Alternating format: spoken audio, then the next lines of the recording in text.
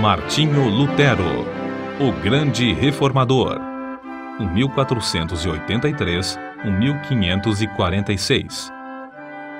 No cárcere, sentenciado pelo Papa a ser queimado vivo, João Hus disse: "Podem matar o ganso." Em alemão, sua língua natal, Hus, é ganso. Mas daqui a 100 anos, Deus suscitará um cisne que não poderão queimar. Enquanto caía a neve e o vento frio uivava como fera em redor da casa, nascia esse cisne em Eisleben, Alemanha. No dia seguinte, o recém-nascido era batizado na igreja de São Pedro e São Paulo. Como era dia de São Martinho, recebeu o nome de Martinho Lutero. 102 anos depois de João Hus expirar na fogueira, o cisne afixou na porta da igreja em Wittenberg as suas 95 teses contra as indulgências, ato que gerou a grande reforma. João Hus enganara-se em apenas 2 anos na sua predição. Para dar o valor devido à obra de Martinho Lutero, é necessário conhecer algo das trevas e confusão dos tempos em que nasceu. Calcula-se que, pelo menos, 1 milhão de albigenses foram mortos na França, a fim de cumprir a ordem do Papa de que esses hereges fossem cruelmente exterminados.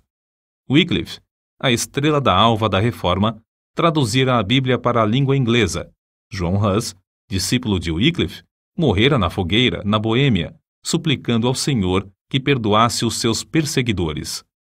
Jerônimo de Praga, companheiro de Hus, e também erudito, sofrera o mesmo suplício, cantando hinos nas chamas até o último suspiro. João Essália, notável pregador de Erfurt, fora preso por ensinar que a salvação é pela graça. Seu frágil corpo fora metido entre ferros, onde morreu 4 anos antes do nascimento de Lutero. Na Itália, 15 anos depois de Lutero nascer, Savonarola, homem dedicado a Deus e fiel pregador da palavra, foi enforcado e seu corpo reduzido a cinzas, por ordem da Igreja Romana. Em tempos assim, nasceu Martinho Lutero. Como muitos dos mais célebres entre os homens, era de família pobre. Dizia ele: "Sou filho de camponeses. Meu pai, meu avô e meu bisavô eram verdadeiros camponeses." A isso acrescentava: "Há tanta razão para vangloriarmos-nos de nossa ascendência quanto há para o diabo se orgulhar da sua linhagem angélica." Para vestir, alimentar e educar seus 7 filhos, os pais de Martinho esforçavam-se incansavelmente. O pai trabalhava nas minas de cobre, a mãe, além do serviço doméstico, trazia lenha às costas da floresta. Os pais não somente se interessavam pelo desenvolvimento físico e intelectual dos filhos, mas também pelo espiritual. Quando Martinho chegou à idade de compreender, seu pai ensinou-o a ajoelhar-se ao lado da sua cama à noite e rogava a Deus que fizesse o menino lembrar-se do nome de seu Criador. Eclesiastes, capítulo 12, versículo 1. Sua mãe era sincera e devota.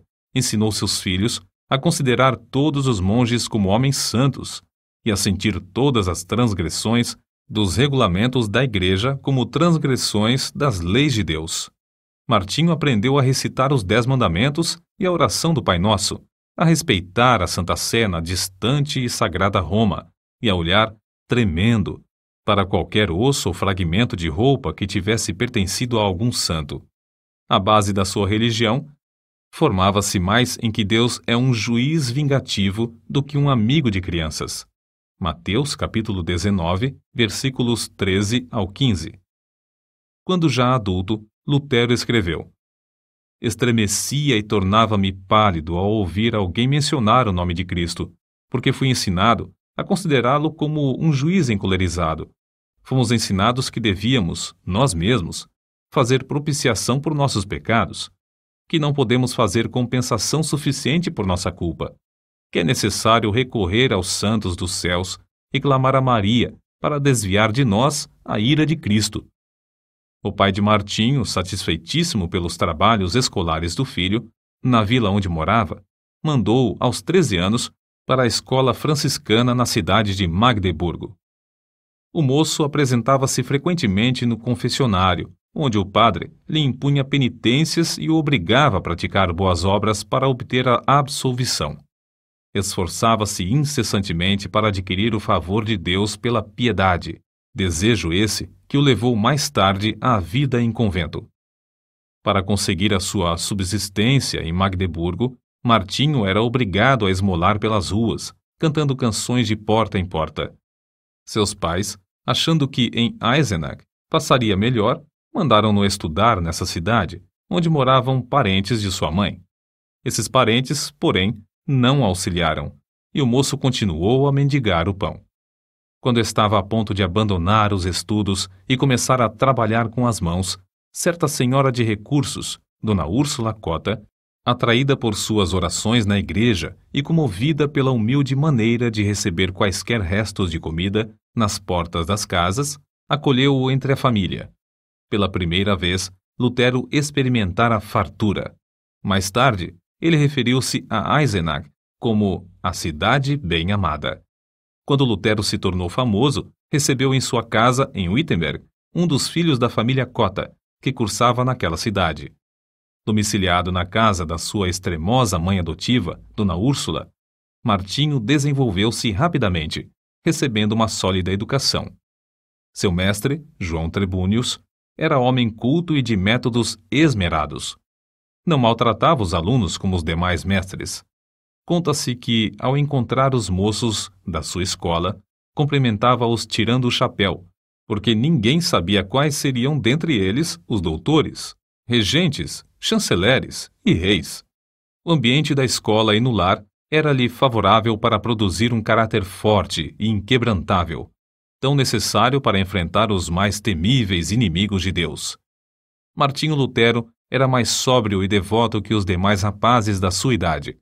Acerca desse fato, Dona Úrsula, na hora da morte, disse que Deus tinha abençoado seu lar grandemente desde o dia em que Lutero entrara em sua casa.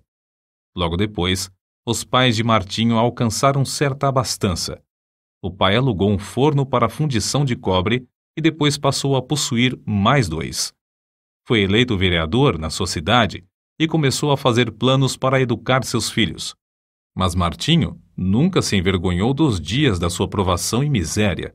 Antes, reconhecia que fora a mão de Deus dirigindo-o e qualificando-o para a sua grande obra. Como poderia alguém, depois de homem feito, encarar fiel e destacadamente as vicissitudes da vida, se não aprendesse por experiência enquanto jovem? Aos 18 anos, Martinho ansiava estudar numa universidade. Seu pai, reconhecendo a idoneidade do filho, enviou-o a Erfurt, o centro intelectual do país, onde cursavam mais de 1000 estudantes. O moço estudou com tanto afinco que, no fim do 3º semestre, obteve o grau de bacharel em filosofia. Com a idade de 21 anos, alcançou o 2º grau acadêmico e o de doutor em filosofia. Os estudantes, professores e autoridades prestaram-lhe significativa homenagem. Havia, dentro dos muros de Erfurt, 100 prédios que pertenciam à igreja, inclusive 8 conventos. Havia também uma importante biblioteca que pertencia à universidade, e ali Lutero passava todo o tempo de que podia dispor. Sempre suplicava fervorosamente a Deus que o abençoasse nos estudos. Dizia ele: orar bem é a melhor parte dos estudos. Acerca dele, escreveu certo colega: cada manhã ele precede seus estudos com uma visita à igreja e uma prece a Deus. Seu pai, desejoso de que seu filho se formasse em direito e se tornasse célebre, comprou-lhe a caríssima obra Corpus Juris. Mas a alma de Lutero suspirava por Deus, acima de todas as coisas. Vários acontecimentos influenciaram-no a entrar para a vida monástica, passo que entristeceu profundamente seu pai e horrorizou seus companheiros de universidade. Primeiro, achou na biblioteca o maravilhoso livro dos livros, a Bíblia completa, em latim.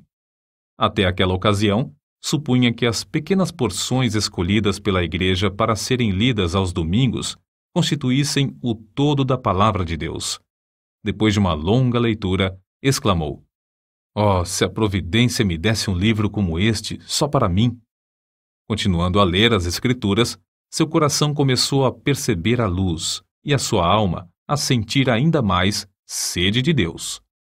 A essa altura, quando se bacharelou, os estudos custaram-lhe uma doença que o levou às portas da morte. Assim, a fome pela palavra de Deus ficou ainda mais enraizada no coração de Lutero. Algum tempo depois da sua enfermidade, em viagem para visitar a família, sofreu um golpe de espada e 2 vezes quase morreu antes que um cirurgião pudesse tratar-lhe a ferida. Para Lutero, a salvação da sua alma ultrapassava qualquer outro anelo. Certo dia, um de seus íntimos amigos da universidade foi assassinado. Ah! Exclamou Lutero, horrorizado.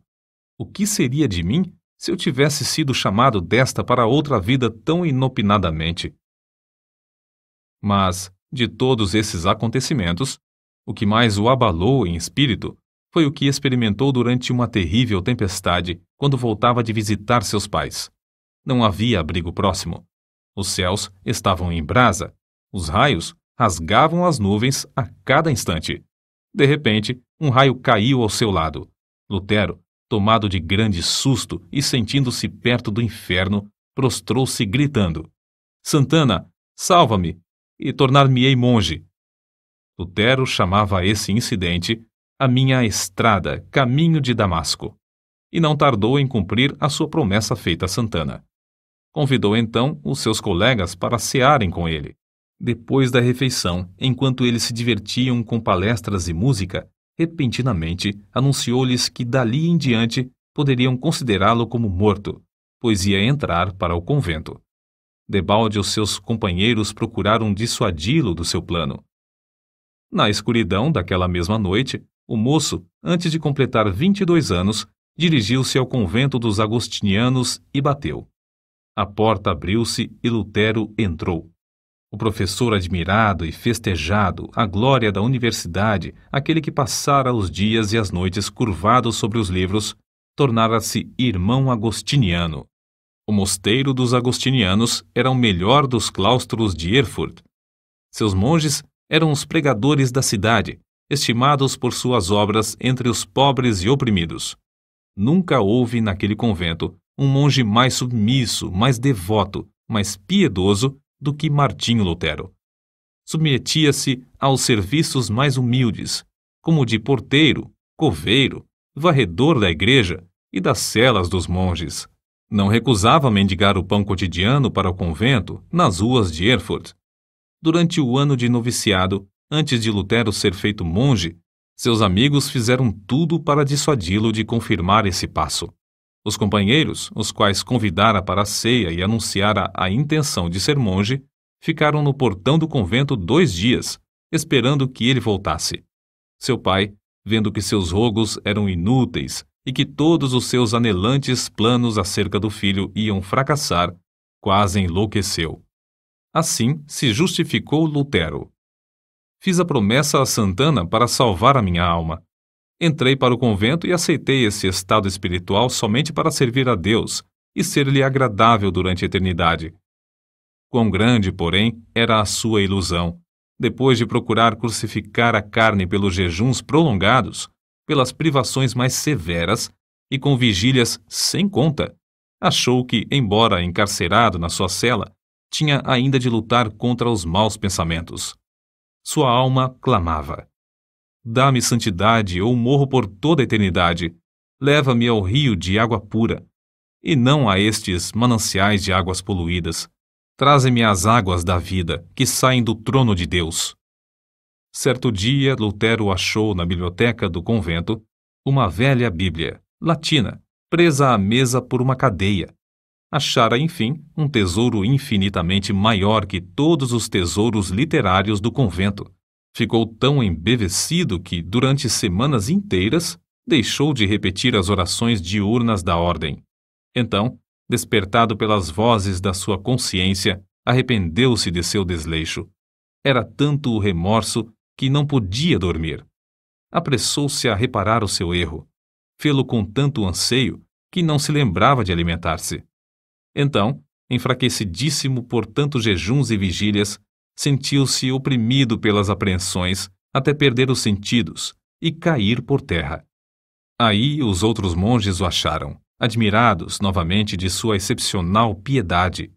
Lutero somente voltou a si depois de um grupo de coristas o haver rodeado, cantando. A suave harmonia penetrou-lhe o coração e despertou o seu espírito. Ainda assim, lhe faltava a paz perpétua para a alma. Ainda não havia ouvido cantar o coro celestial. Glória a Deus nas alturas, paz na terra, boa vontade para com os homens.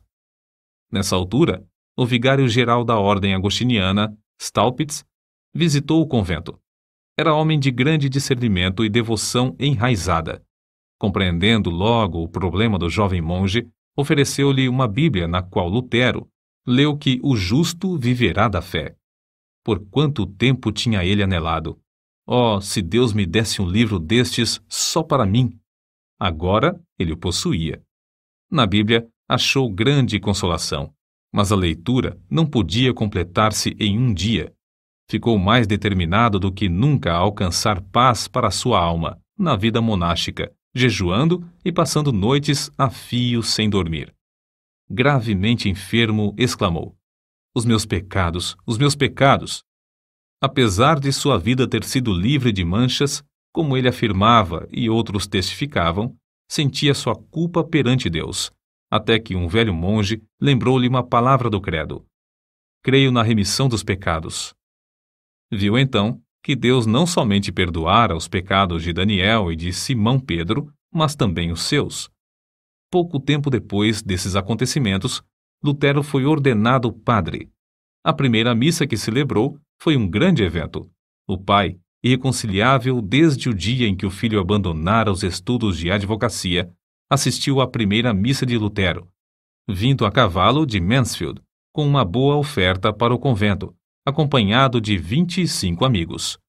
Depois de completar 25 anos de idade, Lutero foi nomeado para a cadeira de filosofia em Wittenberg, para onde se mudou a fim de viver no convento da sua ordem. Sua alma, porém, anelava pela palavra de Deus e pelo conhecimento de Cristo. No meio das ocupações do professorado, dedicou-se ao estudo das Escrituras e, no primeiro ano, conquistou o grau de bacalaureus ad Bíblia. Sua alma ardia com o fogo dos céus. De todas as partes acorriam multidões para ouvir os seus discursos, os quais fluíam abundante e vivamente do seu coração, sobre as maravilhosas verdades reveladas nas Escrituras.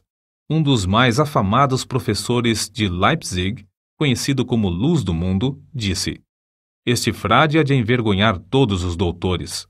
Há de propalar uma doutrina nova e reformar toda a igreja, porque ele se baseia na palavra de Cristo, palavra à qual ninguém no mundo pode resistir e que ninguém pode refutar, mesmo atacando-a com todas as armas da filosofia.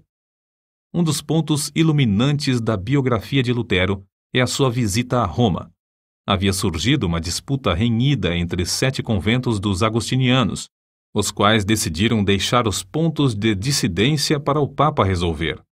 Lutero, sendo o homem mais hábil e eloquente, além de altamente apreciado e respeitado por todos os que o conheciam, foi escolhido para representar o seu convento em Roma.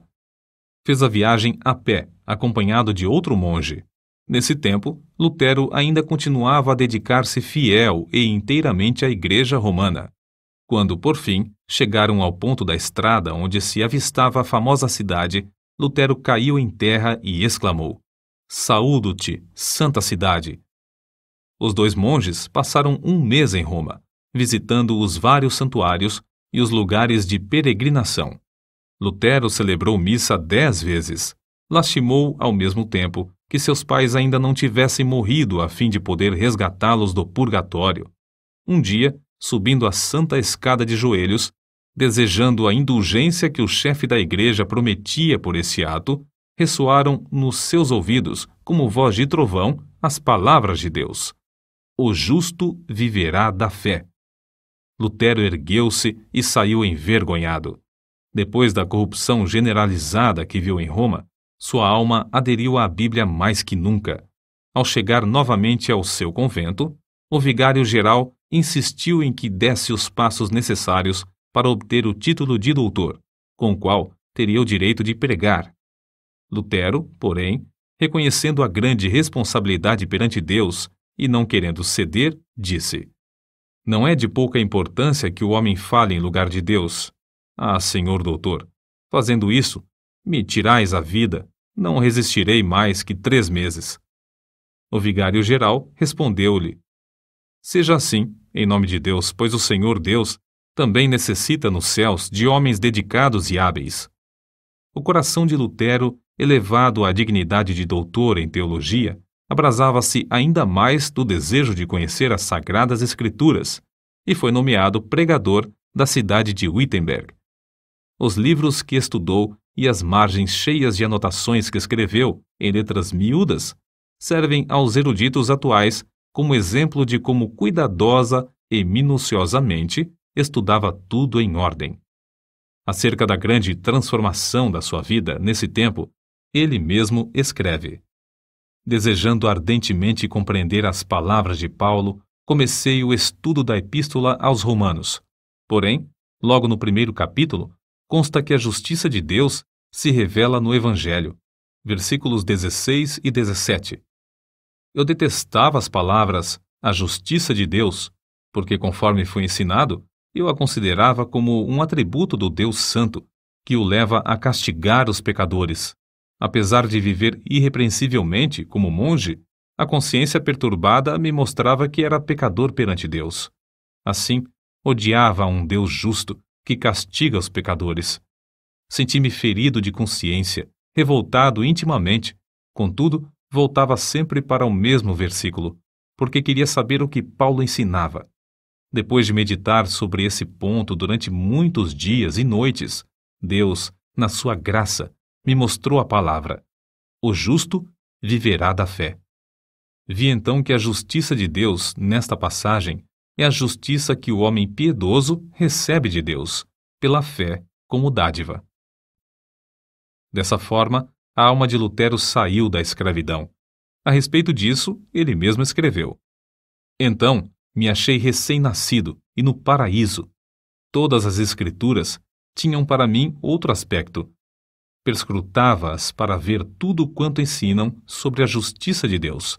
Antes, estas palavras eram-me detestáveis. Agora, as recebo com o mais intenso amor.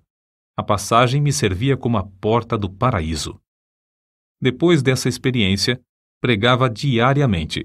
Em certas ocasiões, pregava até 3 vezes ao dia, conforme ele mesmo conta. O que o pasto é para o rebanho, a casa para o homem, o ninho para o passarinho, a penha para a cabra montês, o arroio para o peixe, a Bíblia é para as almas fiéis. A luz do Evangelho, por fim, tomara o lugar das trevas, e a alma de Lutero abrasava por conduzir os seus ouvintes ao Cordeiro de Deus, que tira todo o pecado. Lutero levou o povo a considerar a verdadeira religião, não como uma mera profissão ou sistema de doutrinas, mas como vida em Deus. A oração não era mais um exercício sem sentido, mas o contato do coração com Deus, que cuida de nós com amor indizível. Nos seus sermões, Deus revelou o seu próprio coração a milhares de ouvintes por meio do coração de Lutero. Convidado a pregar durante uma convenção dos agostinianos, não deu uma mensagem doutrinal de sabedoria humana, como se esperava, mas fez um discurso ardente contra a língua maldizente dos monges. Os agostinianos, levados pela mensagem, elegeram-no diretor sobre 11 conventos. Lutero não somente pregava a virtude, mas praticava-a, amando verdadeiramente o próximo. Nesse tempo, a peste vinda do Oriente visitou Wittenberg. Calcula-se que a 1/4 do povo da Europa, inclusive a metade da população alemã, foi ceifada pela morte. Quando professores e estudantes fugiram da cidade, instaram que Lutero fugisse também. Porém, ele respondeu: para onde hei de fugir? O meu lugar é aqui. O dever não me permite ausentar-me do meu posto até que aquele que me mandou para aqui me chame. Não que eu deixe de temer a morte, mas espero que o Senhor me dê ânimo. Assim, ele ministrava à alma e ao corpo do próximo durante esse tempo de aflição e angústia. A fama do jovem monge espalhou-se até longe. Entretanto, sem o perceber, enquanto trabalhava incansavelmente para a igreja, já havia deixado o rumo liberal que ela seguia em doutrina e prática. Em outubro de 1517, Lutero afixou à porta da igreja do castelo, em Wittenberg, as suas 95 teses, cujo teor resume-se em que Cristo requer o arrependimento e a tristeza pelo pecado, e não a penitência. Lutero as afixou para um debate público, na porta da igreja, como era costume nesse tempo. Mas as proposições, escritas em latim, foram logo traduzidas para o alemão, holandês e espanhol. Antes de decorrido um mês, para surpresa de Lutero, já estavam na Itália fazendo estremecer os alicerces do velho edifício de Roma. Foi do ato de pregar em lugar público as 95 teses que nasceu a Reforma, isto é, que tomou forma o grande movimento de almas que em todo o mundo ansiavam voltar para a fonte pura, a palavra de Deus. Contudo, Lutero não tencionara atacar a Igreja Romana. Antes, pensou em fazer a defesa do Papa contra os vendedores de indulgências.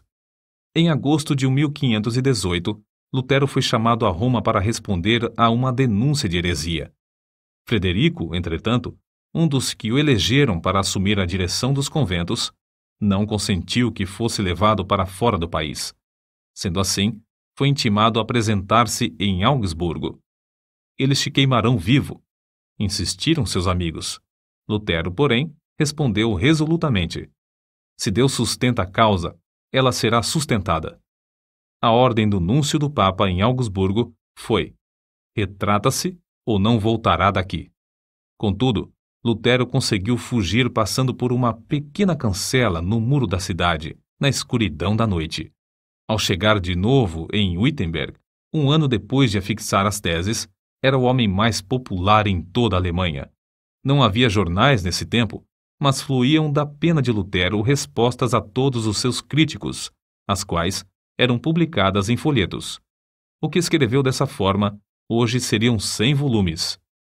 O célebre Erasmo, da Holanda, assim escreveu a Lutero: seus livros estão despertando todo o país. Os mais eminentes da Inglaterra gostam de seus escritos. Quando a bula de excomunhão enviada pelo Papa chegou em Wittenberg, Lutero respondeu com um tratado dirigido ao Papa Leão X, exortando-o, no nome do Senhor, a que se arrependesse. A bula do Papa foi queimada fora do muro da cidade de Wittenberg, perante grande ajuntamento do povo. Assim escreveu Lutero ao vigário-geral: no momento de queimar a bula, estava tremendo e orando, mas agora estou satisfeito de ter praticado este ato enérgico. Lutero não esperou até que o Papa o excomungasse, mas deu logo o pulo da Igreja Romana para a Igreja do Deus vivo. Nesse ínterim, o imperador Carlos V, que ia convocar sua primeira dieta, Assembleia Política, na cidade de Worms, queria que Lutero comparecesse para responder pessoalmente aos seus acusadores. Os amigos de Lutero insistiam em que se recusasse a ir. Não fora John Hus entregue a Roma para ser queimado apesar da garantia de vida por parte do imperador? Mas em resposta a todos os que se esforçavam por dissuadi-lo de comparecer perante seus terríveis inimigos, Lutero, fiel à chamada de Deus, respondeu: ainda que haja em Worms tantos demônios quantas sejam as telhas nos telhados, confiando em Deus, eu aí entrarei. Depois de dar ordens acerca do trabalho, no caso de ele não voltar, partiu. Na sua viagem para Worms, o povo afluía em massa para ver o grande homem que teve coragem de desafiar a autoridade do Papa. Em Mora, pregou ao ar livre, porque as igrejas não mais comportavam as multidões que queriam ouvir seus sermões.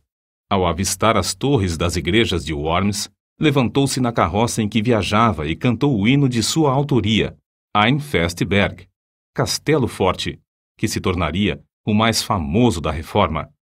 Ao entrar, por fim, na cidade, estava acompanhado de uma multidão muito maior do que a que fora ao encontro de Carlos V. No dia seguinte, foi levado perante o imperador, ao lado do qual se achavam o delegado do Papa, 6 eleitores do Império, 25 duques, 8 margraves, 30 cardeais e bispos, 7 embaixadores, os deputados de 10 cidades e grande número de príncipes, condes e barões. É fácil imaginar que o reformador era um homem de grande coragem e de físico forte para enfrentar tantas feras que ansiavam despedaçar-lhe o corpo. A verdade é que passara uma grande parte da vida afastado dos homens, e mais ainda, achava-se fraco da viagem durante a qual foi necessário que um médico o atendesse. Entretanto, mostrou-se corajoso, não em sua própria força, mas no poder de Deus. Sabendo que tinha de comparecer perante uma das mais imponentes assembleias de autoridades religiosas e civis de todos os tempos, Lutero passou a noite anterior em vigília. Prostrado com o rosto em terra, lutou com Deus, chorando e suplicando. Um dos seus amigos ouviu-o orar assim: Ó Deus Todo-Poderoso, a carne é fraca, o diabo é forte. Ah, Deus, meu Deus, que perto de mim estejas contra a razão e a sabedoria do mundo. Falo, pois somente tu podes fazer. Não é a minha causa, mas sim a tua. Que tenho eu com os grandes da terra? É a tua causa, Senhor, a tua justa e eterna causa. Salva-me, ó Deus fiel, somente em ti confio. Ó Deus, meu Deus, vem, estou pronto a dar como um cordeiro a minha vida. O mundo não conseguirá prender a minha consciência, ainda que esteja cheio de demônios. E se o meu corpo tem de ser destruído, a minha alma te pertence e estará contigo eternamente. Conta-se que, no dia seguinte, na ocasião de Lutero transpor a porta para comparecer perante a Dieta, o veterano general Freudesburgo colocou a mão no ombro do reformador e disse-lhe: Pequeno monge, vais a um encontro diferente, que eu ou qualquer outro capitão jamais experimentamos, mesmo nas nossas conquistas mais ensanguentadas. Contudo, se a causa é justa e sabes que o é, avança no nome de Deus, e não temas nada. Deus não te abandonará. O grande general não sabia que Martinho Lutero vencera a batalha em oração e que entrava somente para declarar-lhes que a havia vencido de maiores inimigos. Quando o núncio do Papa exigiu de Lutero, perante a augusta Assembleia, que se retratasse, ele respondeu: Se não me refutardes pelo testemunho das Escrituras ou por argumentos, uma vez que não creio somente nos papas e nos concílios, por ser evidente que já muitas vezes se enganaram e se contradisseram uns aos outros, a minha consciência tem de ficar submissa à palavra de Deus. Não posso retratar-me, nem me retratarei de qualquer coisa, pois não é justo nem seguro agir contra a consciência. Deus me ajude. Amém. De volta ao seu aposento, Lutero levantou as mãos ao céu e exclamou com o rosto todo iluminado: Está cumprido, está cumprido. Se eu tivesse 1000 cabeças, preferiria que todas fossem decepadas antes de me retratar. A cidade de Worms, ao receber as notícias da ousada resposta de Lutero ao núncio do Papa, alvoroçou-se. As palavras do reformador foram publicadas e espalhadas entre o povo, que afluiu para honrá-lo. Apesar de os papistas não conseguirem influenciar o imperador a violar o salvo-conduto, para que pudessem queimar numa fogueira o assim chamado herege, Lutero teve de enfrentar outro grave problema. O edito de excomunhão entraria imediatamente em vigor, e Lutero, por causa dessa penalidade, era considerado criminoso. Ao findar o prazo do seu salvo-conduto, devia ser entregue ao imperador. Todos os seus livros deviam ser apreendidos e queimados, e o ato de ajudá-lo, de qualquer maneira, era também considerado crime capital. Mas para Deus é fácil cuidar dos seus filhos. Lutero, regressando a Wittenberg, foi repentinamente rodeado num bosque por um bando de cavaleiros mascarados que, depois de despedirem as pessoas que o acompanhavam, conduziram-no alta noite ao castelo de Wartburgo, perto de Eisenach. Isto foi um estratagema do príncipe da Saxônia para salvar Lutero dos inimigos que planejavam assassiná-lo antes de chegar à casa. No castelo, Lutero passou muitos meses disfarçado. Usou o nome de Cavaleiro Jorge e foi tido como morto. Fiéis servos de Deus oravam dia e noite pelo reformador. As palavras do pintor Alberto Dürer exprimem o sentimento do povo. Ó Deus, se Lutero fosse morto, quem agora nos exporia o Evangelho? Contudo, no seu retiro livre dos inimigos, foi-lhe concedida a liberdade de escrever, E o mundo logo soube, pela grande quantidade de literatura produzida, que a obra saía de sua pena e que, de fato, Lutero vivia. O reformador conhecia bem o hebraico e o grego, e em 3 meses tinha vertido todo o Novo Testamento para o alemão. Em poucos meses mais, a obra estava impressa e nas mãos do povo. 100.000 exemplares foram vendidos em 40 anos, além das 52 edições impressas em outras cidades. Era circulação imensa para aquele tempo, mas Lutero não aceitou 1 centavo de direitos. A maior obra de toda a sua vida, sem dúvida, fora a de dar ao povo alemão a Bíblia na sua própria língua, depois de seu retorno a Wittenberg. Já existiam outras traduções, mas escritas numa forma de alemão latinizado que o povo não compreendia. A língua alemã, desse tempo, era um agregado de dialetos, mas Lutero, ao traduzir a Bíblia, deu ao povo a língua que serviu depois a homens como Goethe e Schiller, na elaboração de suas próprias obras. O êxito de Lutero em traduzir as Sagradas Escrituras para o uso das mais humildes verifica-se no fato de que, depois de 4 séculos, sua tradução permanece como a principal. Outra coisa que contribuiu para o êxito da tradução de Lutero é que ele era erudito em hebraico e grego e traduziu direto das línguas originais. Contudo, o valor da sua obra não se baseia tão somente em seus indiscutíveis dotes literários. O que lhe conferiu realidade foi que o reformador conhecia a Bíblia, como ninguém podia conhecê-la, sem primeiro sentir a angústia eterna e achar nas Escrituras a verdadeira e profunda consolação.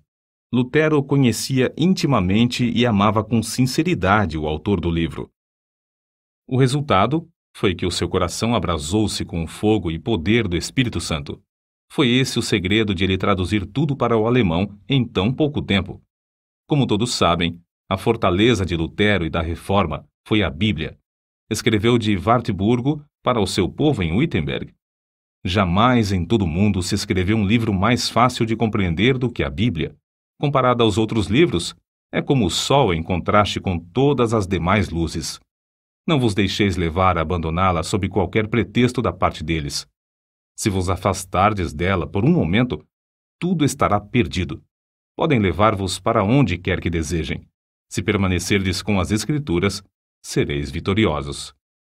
Depois de abandonar o hábito de monge, Lutero resolveu deixar por completo a vida monástica, casando-se com Catarina von Bora, freira que também saíra do claustro por ver que tal vida é contra a vontade de Deus.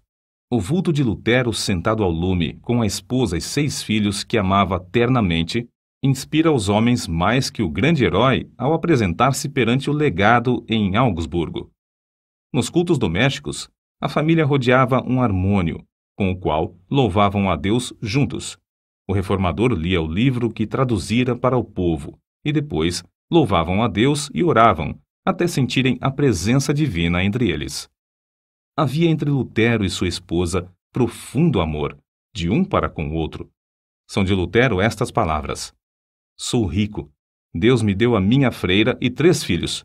Não me importo das dívidas. Catarina paga tudo. Catarina von Bora era estimada por todos. Alguns, de fato, censuravam-na porque era demasiado econômica. Mas que teria acontecido a Martinho Lutero e à família se ela tivesse feito como ele? Dizia-se que ele, aproveitando-se da doença dela, cedeu seu prato de comida a certo estudante que estava com fome.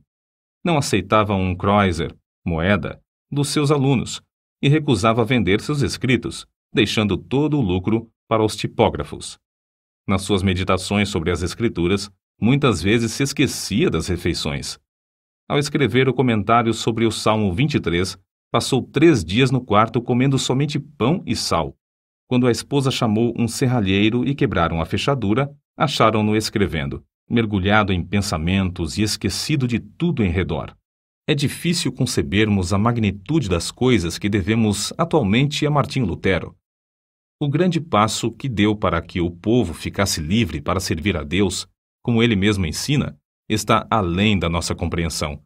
Era grande músico e escreveu alguns dos hinos mais espirituais cantados atualmente. Compilou o primeiro inário e inaugurou o costume de todos os participantes dos cultos cantarem juntos. insistiu em que não somente os do sexo masculino, mas também os do feminino, fossem instruídos, tornando-se, assim, o pai das escolas públicas. Antes dele, o sermão dos cultos era de pouca importância, mas Lutero fez do sermão a parte principal do culto. Ele mesmo serviu de exemplo para acentuar esse costume. Era pregador de grande porte. Considerava-se como sendo nada, mas a mensagem saía-lhe do íntimo do coração, e o povo sentia a presença de Deus. Em Zwickau, pregou a um auditório de 25.000 pessoas na praça pública. Calcula-se que tenha escrito 180 volumes na língua materna e quase um número igual em latim.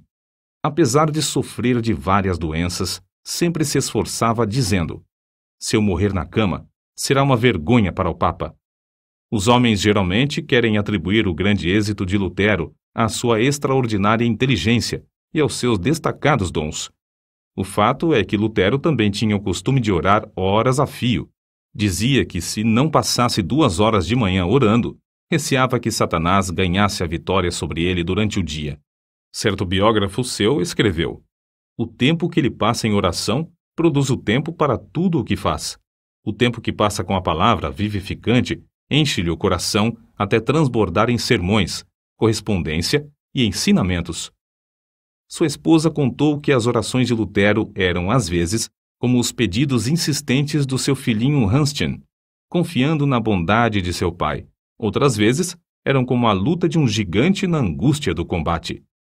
Sawyer, autor da História da Igreja Cristã, volume 3, página 406, atesta: Martinho Lutero profetizava, evangelizava, falava línguas e interpretava, revestido de todos os dons do Espírito.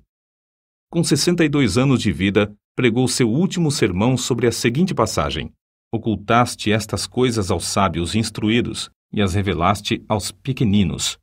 No mesmo dia, escreveu para a sua querida Catarina: lança o teu cuidado sobre o Senhor, e ele te susterá. Amém. Essas palavras constam da última carta que escreveu. Vivia sempre esperando que o Papa conseguisse executar a repetida ameaça de queimá-lo vivo. Contudo, não era essa a vontade de Deus.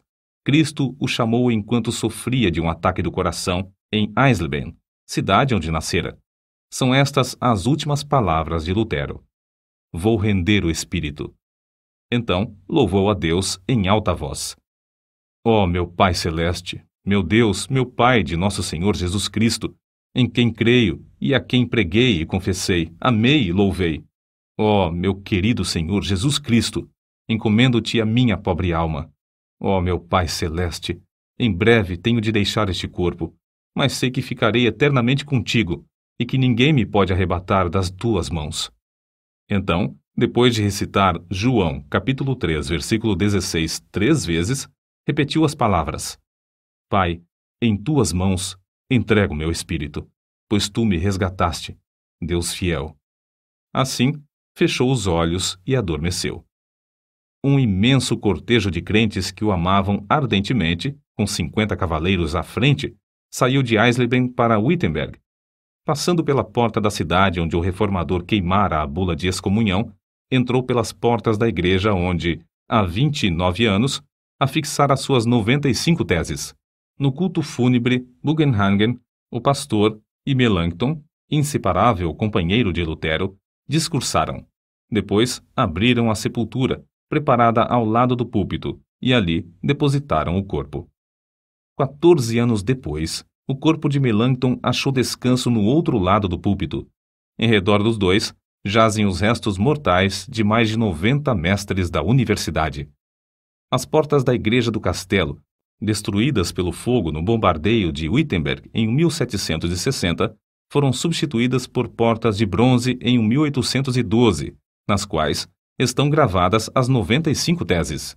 Contudo, este homem que perseverou em oração deixou gravadas, não no metal que perece, mas em centenas de milhões de almas imortais, a palavra de Deus, que dará fruto para toda a eternidade.